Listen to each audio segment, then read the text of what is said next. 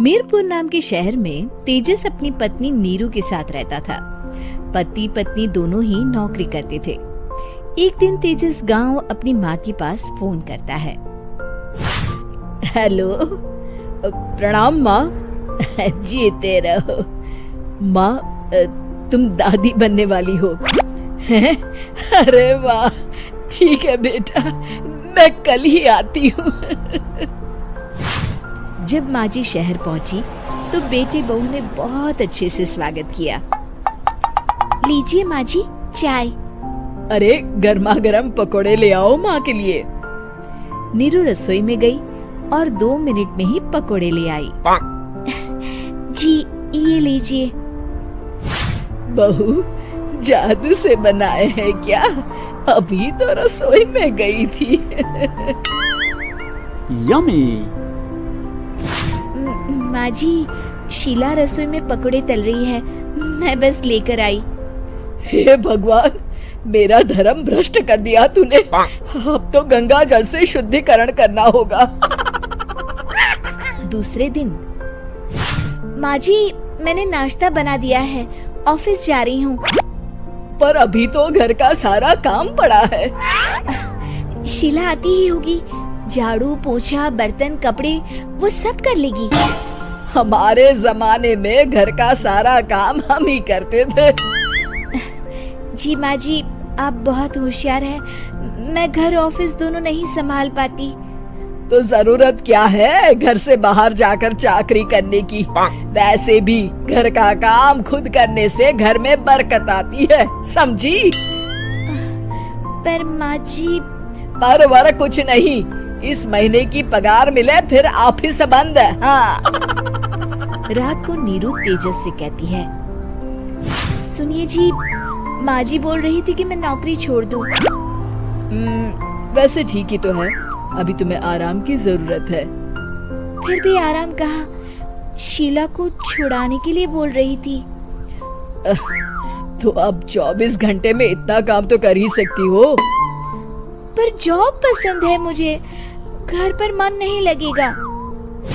अगले दिन जब दोनों ऑफिस के लिए निकल रहे थे, मेरी तो कोई कीमत ही नहीं है इस घर में। माँ जी, आजकल महंगाई बहुत है, रहन सहन भी बदल गया है, दोनों नौकरी करते हैं तभी ठीक रहता है। अच्छा, तू कहना क्या चाहती है? मेरा बेटा तुझे बिठा के खिला नहीं सकता? तू ही इस घर का खर्च चला रही है, हैं? नहीं माँ जी, मेरा वो मतलब नहीं था। मतलब खूब समझती हूँ, ये बाल धूप में सफेद नहीं किए मैंने। हाँ। अब तो ये रोज का काम हो गया था। तेजस भी रोज की झिकझिक से परेशान हो गया था।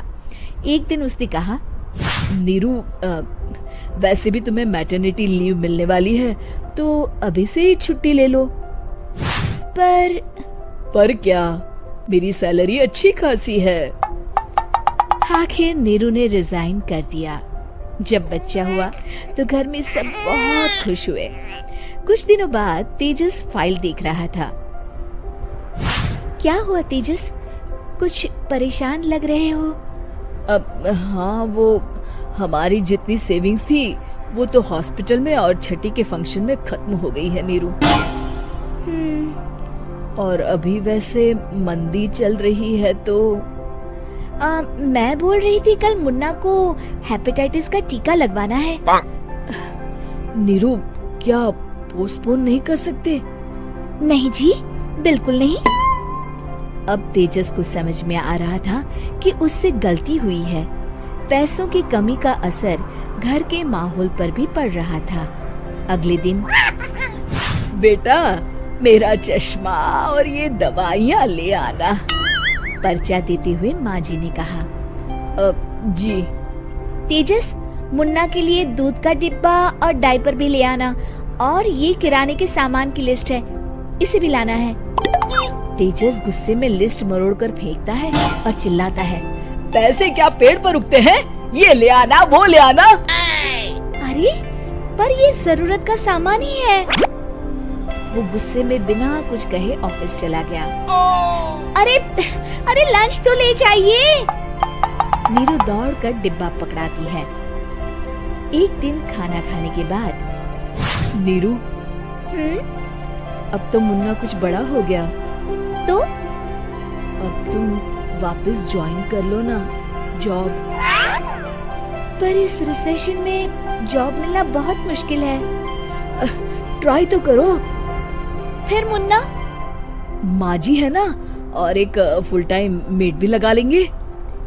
पर माँ जी, उन्हें तो पसंद नहीं।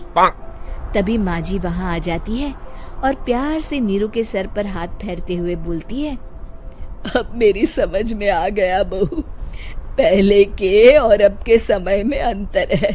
तुम काम शुरू करो, मुन्ना की जिम्मेदारी मेरी। मेरी प्यारी माँ जी। ये कहकर नीरू उनके गले लग गई। शिक्षा, परिवर्तन संसार का नियम है, हमें भी समय के साथ चलना चाहिए। उम्मीद है कि आपको हमारी ये कहानी पसंद आई होगी। कृपया हमारे चैनल को सब्सक्राइब करें और सभी अपडेट्स के लिए बेल आइकन जरूर क्लिक करें। और हाँ, वीडियो लाइक और शेयर करना मत भूलिएगा। Bye bye.